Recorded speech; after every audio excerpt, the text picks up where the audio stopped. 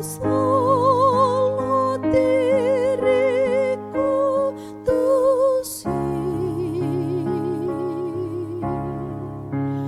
dapat surga berjalan lagi.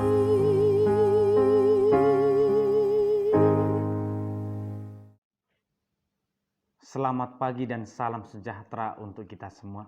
Bapak Ibu saudara terkasih, di pagi hari ini kita kembali berjumpa untuk mendengarkan firman Tuhan tentang cara Tuhan mengasihi manusia dan bagaimana kita harus mengenal Tuhan. Marilah kita berdoa. Terima kasih ya Tuhan, kami bersyukur di pagi hari ini. Tuhan memberkati kami dan menyertai kami selalu. Kami akan mendengarkan firman-Mu, berkati kami Tuhan. Di dalam nama anak Kristus kami berdoa, amin. Firman Tuhan tertulis di Yesekiel pasal 34 ayat 27. Pohon-pohon di ladang akan memberi buahnya dan tanah itu akan memberi hasilnya. Mereka akan hidup aman tentram di tanahnya. Mereka akan mengetahui bahwa akulah Tuhan pada saat aku mematahkan kayu kuk mereka dan melepaskan mereka dari tangan orang yang memperbudak mereka. Jala lehonon nihau di ladang do parbuena. Jala lehonon ni tanoi do gogona. Jala marsonang-sonang nasida di tanah nasidai. Asa tung di tadan nasida ahu do Jahoba. Yadung hupong golhon akka hauni auga nasidai. Jala hupalua nasida sia tangan ni halak akka namar hatubaton nasida. Demikian pembacaan firman Tuhan. Bapak Ibu saudara terkasih, sangat penting bagi manusia untuk mengenal siapa dirinya dan juga siapa orang lain. Dari pengenalan ini, manusia akan tahu bagaimana dia harus bersikap terhadap teman berbicaranya. Dia tidak menganggap orang lain itu selalu sama dengan dirinya. Bisa saja sebagai atasan, bisa saja sebagai teman. Dan pengenalan ini sangat penting bagi manusia, termasuk pengenalan diri terhadap dunia. Ini juga yang membuat manusia harus pintar bijaksana dalam bersikap. Mungkin kita pernah mendengar orang yang tertipu, orang yang gagal, orang yang tiba-tiba sukses, orang yang salah berbicara, orang yang dipenjara hanya karena salah memosting. Ini sebenarnya berhubungan dengan pengenalan yang harus dikuatkan. Bagaimana kita mengenal perkembangan teknologi, bagaimana kita mengenal keberagaman di dunia ini. Bapak Ibu saudara terkasih, hubungan kita kepada Tuhan juga haruslah demikian. Manusia perlu mengenal siapa dia, siapa Tuhannya, dan siapa dia di hadapan Tuhan.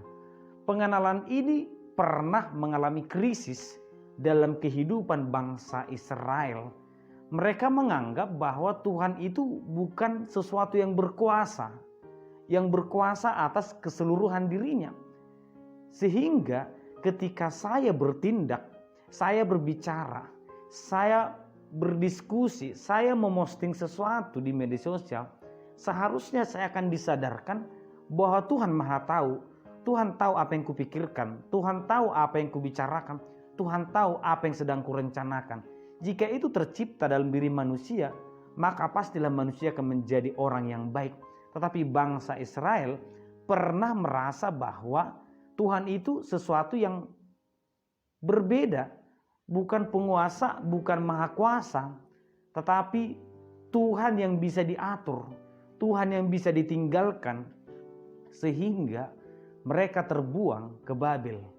Bapak Ibu saudara terkasih, ini juga hal yang menarik untuk kita perhatikan.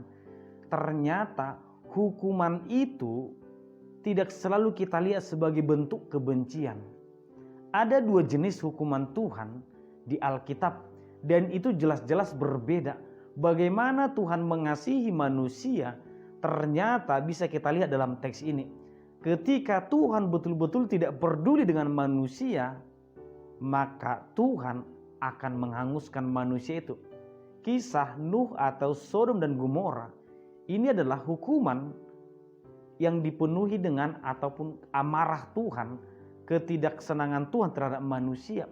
Tetapi pembuangan Babel ini adalah hukuman bentuk kasih Tuhan kepada bangsa Israel. Bagaimana supaya manusia itu berbalik mengenal dirinya, mengenal Tuhan. Bahwa manusia itu tidak sekedar hidup untuk hari esok, tapi manusia itu berharga bagi Tuhan. Maka Tuhan mengharapkan manusia itu menyadari bahwa dirinya berharga. Oleh karena itulah, jika dikatakan tentang pohon yang berbuah dan hukuman, ini mungkin terjadi dalam kehidupan kita. Tuhan mampu mengubah penderitaan menjadi sukacita. Tuhan mampu mengubah bukit menjadi lembah, lembah menjadi bukit. Kehidupan kita yang penuh duka cita bisa Tuhan ubah menjadi sukacita. Dan sebaliknya, kehidupan yang penuh dengan sukacita bisa berubah dalam satu malam menjadi duka cita yang mendalam. Tapi semua ini harus kita lihat sebagai cara Tuhan mengasihi manusia. Artinya, ketika sukacita yang melimpah itu datang, yang harus kita pikirkan, yang harus kita lakukan adalah mengimani bahwa itu berasal dari Tuhan dan seharusnya kita semakin mengenal Tuhan.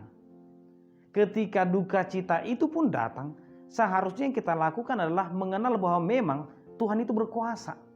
Sehingga ketika ada orang yang meninggal, kita akan berkata, betul memang Tuhanlah yang berkuasa memiliki kehidupan. Ketika seseorang memiliki rezeki yang luar biasa, kita berkata, memang betul rezeki itu di tangan Tuhan. Sehingga tidak ada lagi manusia yang karena kesuksesannya merendahkan orang lain atau semakin jauh dari Tuhan. Tidak lagi manusia yang karena duka citanya justru menghakimi orang lain atau bahkan menghakimi Tuhan. Oleh karena itu Bapak Ibu saudara terkasih, dalam diri kita juga hal seperti itu bisa terjadi.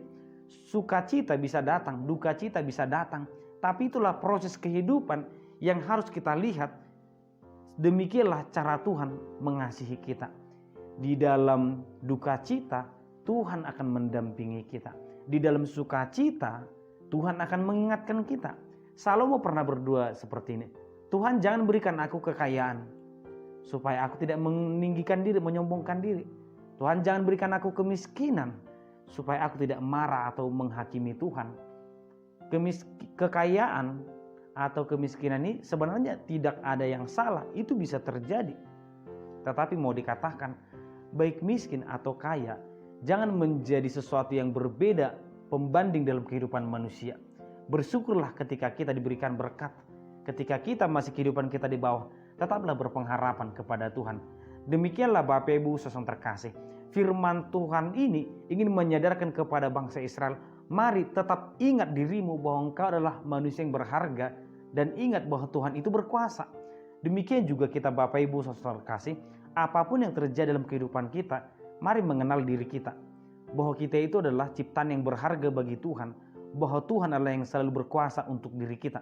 Sehingga diri kita selalu terjaga dalam keselamatan, terjaga dalam hal berbicara dan berperilaku. Biarlah firman Tuhan yang selalu kita dengarkan membekali kita setiap hari. Amin, kita berdoa. Terima kasih Tuhan, kami bersyukur di pagi hari ini untuk penyertaan dan berkat Tuhan. Kami bersyukur untuk firman yang menyadarkan kami tentang siapa diri kami dan siapa Tuhan yang kami ikuti, kami percayai. Berkati kami Tuhan, agar kiranya melalui pengenalan itu kami mampu menyadari apa yang harus kami lakukan, bahwa kami adalah ciptaan yang berharga yang harus menjadi berkat bagi sama kami. Di dalam nama anak Yesus Kristus kami berdoa dan mengucap syukur. Amin. Anugerah dari Tuhan Yesus Kristus, kasih setialah Bapa dan persekutuan Roh Kudus kiranya menyertai kamu sekalian. Amin.